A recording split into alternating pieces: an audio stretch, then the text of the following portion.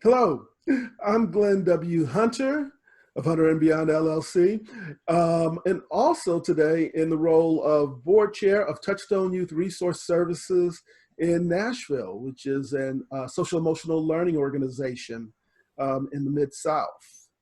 I have with me Shor Denny. Shor Denny is the woman in charge of Community Now, also a social emotional learning organization here in the Inland Empire. And the work we're talking about today is how we interact with TIPS and the important things that they're doing with regards to impacting our students and also the communities where they live. So TIPS is Trauma-Informed Prevention Services of the Inland Empire. And we'll turn it over to Shor. Shor, talk about what you actually get to do in your role with TIPS. Wow.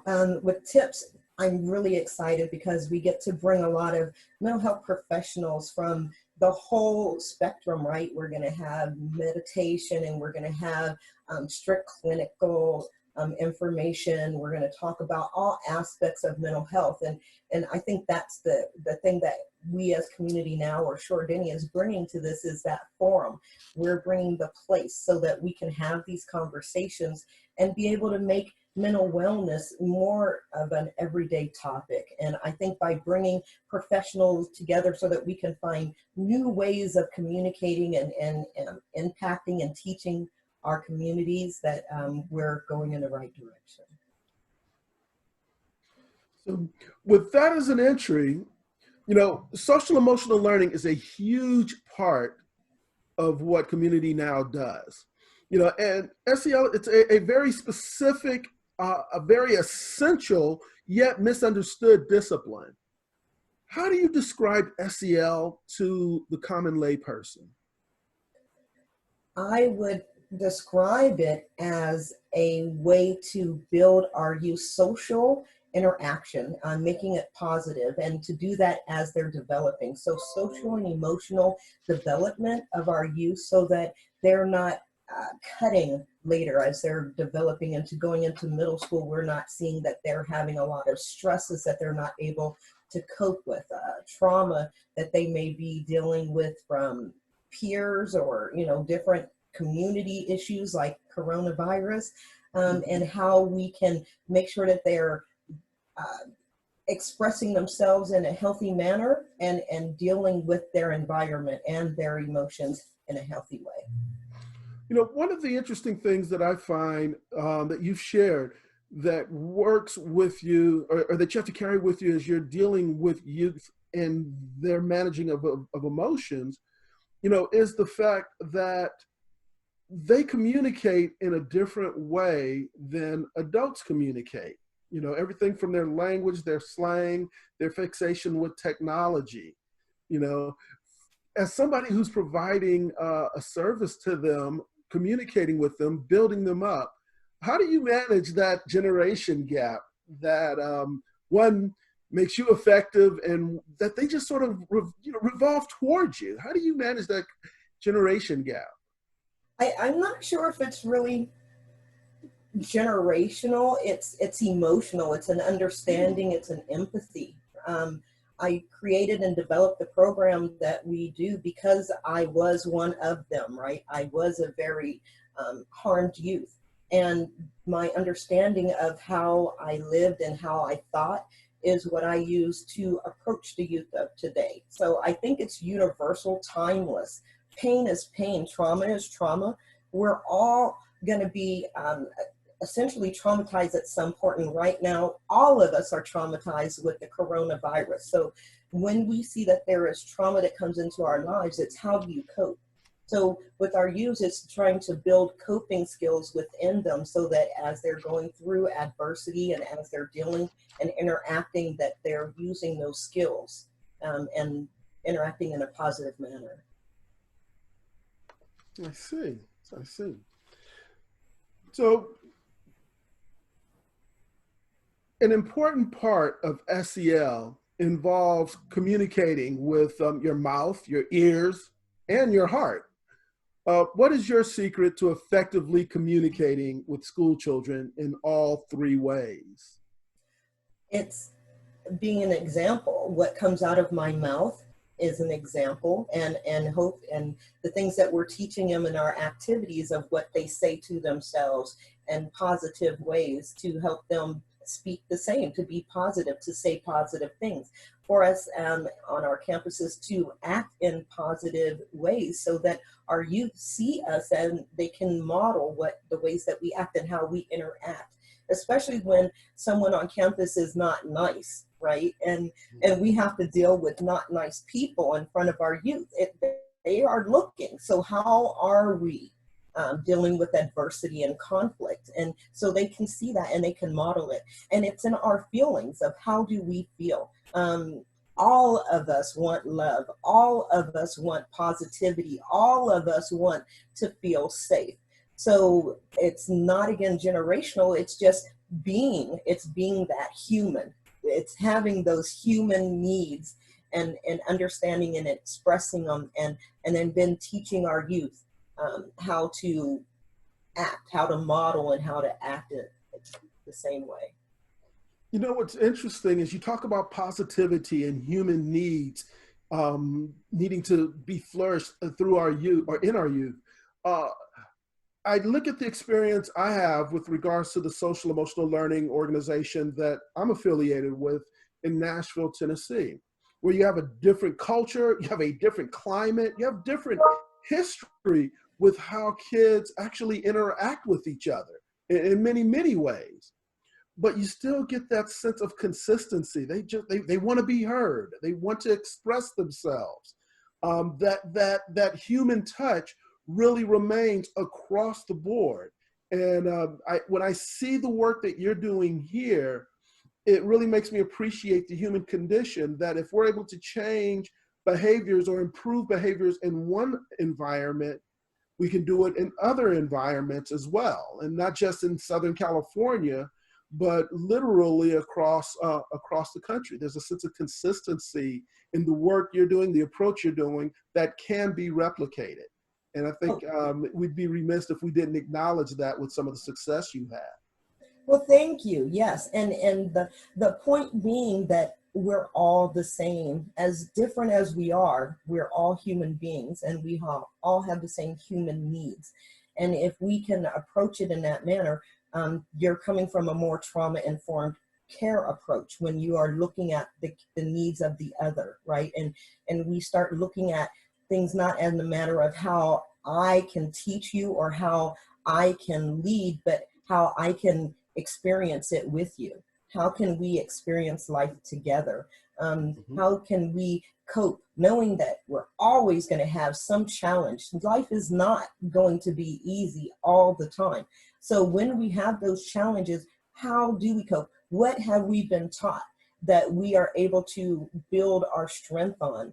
And those things are very, very important in elementary school at that level of development, where they're looking at succeeding or being strong and confident or being inferior. And this is a time where when any type of trauma or stress can come in and can defeat that confidence and make them feel very unsafe, very afraid. And what we need to do is show them that even in these times, uncertain times, times of sickness, that they themselves still have them. They still have their own mind. They still have the value to the community and to their families. And we need to make sure that our youth understand that through social emotional learning, living, that what we're trying to do is just build not only our youth, but our families, our parents, emotionally, so that, again, they find ways to positively cope with their everyday struggles. You know, it's I think it's important, as you talk about coping and everyday struggles, is that it's not a one-time fix-all kind of solution that you bring. You know, it requires consistency. It requires compassion. It requires the human connection. I love when you point that out, the importance of the human connection, because, you know, they're all bringing their own individual baggage. When I say they, the young people, but when you look at it in the framework of a community, a lot of that baggage is consistent. You know, they want to be loved, as you alluded to. They want to have friends. Even the loners, or I'm going to sit here and just be difficult and standoffish. That's actually a request for attention, a request for Exactly. affection. You know, no, you don't see me here. You know, you still don't Right. see me here. But I think that when you're performing your function, you're able to reach out and make that connection and have the opportunity to get that individual to be more inclusive, not just from a social perspective, but from an academic perspective as well. I mean, is it fair to say that you've seen instances where those soft skills have reflected positively in the classroom? Almost definitely. How about by even getting them to the classroom, right?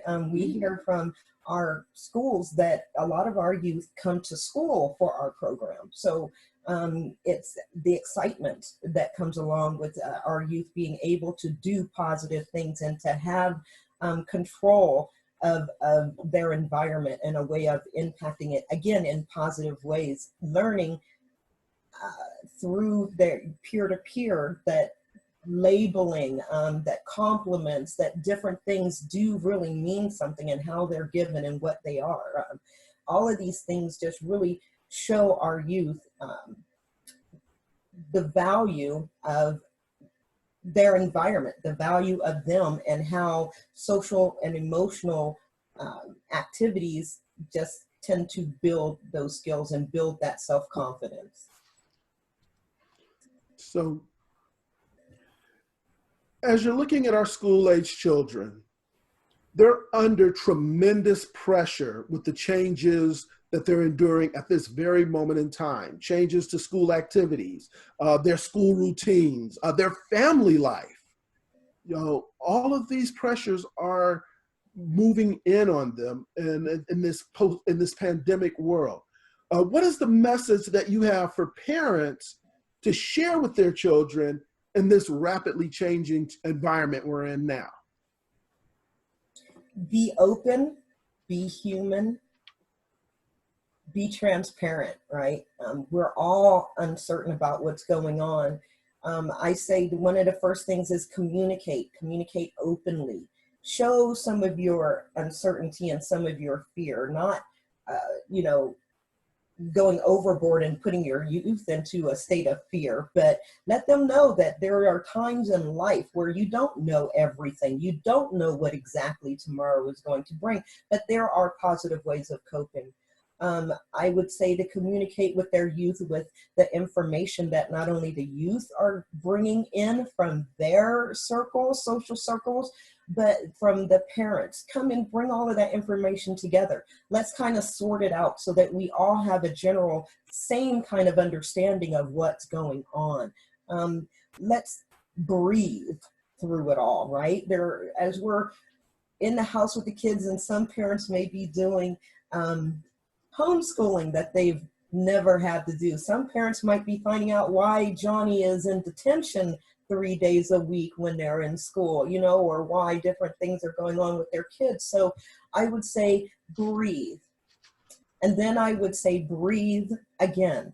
I would say that through this, a lot of times, maybe you want to get the whole family together and do a little bit of meditating, like breathing, right? So before a family altercation, if the child is starting to scream and they're starting to get upset, tell Johnny, calm down, and get them to do some deep breathing to maybe bring their stress level down. And I'd say for the parent to do it at the same time. Everybody might need to de-stress, need to release, you know, some of that tension. So breathe, breathe, and breathe. So when you're going to do that, you're going to take a deep breath in, hold it, and then blow out. When you breathe in, you're going to breathe in to get oxygen to go to your brain to help you start to think clearly. When you blow it out, you're blowing out carbon dioxide, you're blowing out negativity, you're blowing out all of the stress. And then breathe in relaxation, breathe in hope, breathe in patience, breathe it in. You'll start to feel your shoulders start to come down a little, right? You know, you start to feel the relaxation come. And maybe timeouts for the parent. are needed, right? Maybe the parent needs some special safe self-care, uh, bath time for the mom after, you know, the evening has ended and the baths for the kids have been done, you know, maybe with a little bit of wine, you know, maybe give yourself those moments. Find sections in the house where people can go, not if they're in trouble, but if they want to be alone, and have those be, you know, safe zones. Don't go mess with them. They're in their place right now, you know, give them peace. We've got to find ways that we can coexist in very tight quarters. I call it communal living. I have young adults in my home right now. So imagine us trying to make sure that everything is fair as we decide on dish duty, who's sweeping, who's vacuuming, and all of that. So it's also having them be a part of that decision making. So that they feel that buy-in, you know, what do they want to do? Because they might want to do more than you thought, you know, or they might want to do the things that you actually didn't want to do, you know, so give them options. Let the whole family decide, I would say. Sometimes it may cause a little more conflict. The parent might need to take over and go, okay, I am going to make a decision, but then you at least have gotten their buy-in and you might be able to do a little towards what they want, you know, as you're doing what is needed in the household. So there are several things. Play with your kids now, right? When you're doing the schoolwork, maybe it's more of time management that you need to worry about than disciplining the child, right? So maybe give the awards for time on. That's what I did with my daughter. She was homeschooled. So if she did 4 hours on, she got to do something, you know, she got something. Decide what that is in your own home. But give them goals and then let them achieve. Don't always have them failing, and don't have them feel like they're failing through this time. So give them those little goals, let them achieve, and celebrate. Celebrate it all. Wow. That's pretty much. So in closing, Shor, you know, we're working with TIPS, Trauma-Informed Prevention Services of the IE. And we believe that we have a great team that's bringing some innovative thoughts and definitely a diverse amount of skills. How would you describe your contribution to TIPS IE? Wow. I bring coping and problem solving and trauma to the team in a diverse way. All of us come together and we kind of cross over in different areas, but the strategy of coping and understanding that trauma and that it's something that can happen to some of us daily, and how do we cope and survive, that I think is what I bring, being a survivor. I have an ACE score of 9. I say that one day we'll go into ACE and what that means, but my adverse childhood experiences were very high. And with that, that means I bring that experience to the team as well. So I'm able to come from that consumer viewpoint while I actually did, a friend told me, educate myself through that so that I would be able to help others. So I think that's what I bring to the table. Outstanding. Again, great summary of what you bring. And the most important thing is it was not a short description. Obviously, your talent and gifts bring a lot to the Inland Empire, to our youth, to our team, and once again, to our youth. So, Shor, I want to thank you for bringing some time, some insight to the impact you're making, but more importantly, the impact that needs to be made continually through what TIPS is going to contribute, and also what our educators and ultimately our families are going to contribute as we build a better community. Again, I'm Glenn W. Exactly. Hunter. And I would like to say, you know, thank you to everybody that's listening. If there's a like and there are subscribe, please like, subscribe, share this information with others, and give if you can. If you believe in our mission, you think that what we're doing is powerful and it's needed in our community, give. You can always, at the end of this, there will be some slide information, and I'm sure we'll show you what site to go to. Communitynow.info is one way of donating to our program and helping us spread this message. So thank you, Glenn, and I really, really am excited about this venture and how it's going to impact our community as we move forward. Again, thank you again, Shor Denny. And for all of you out there in this, goodness, very trying times, be safe. Be well.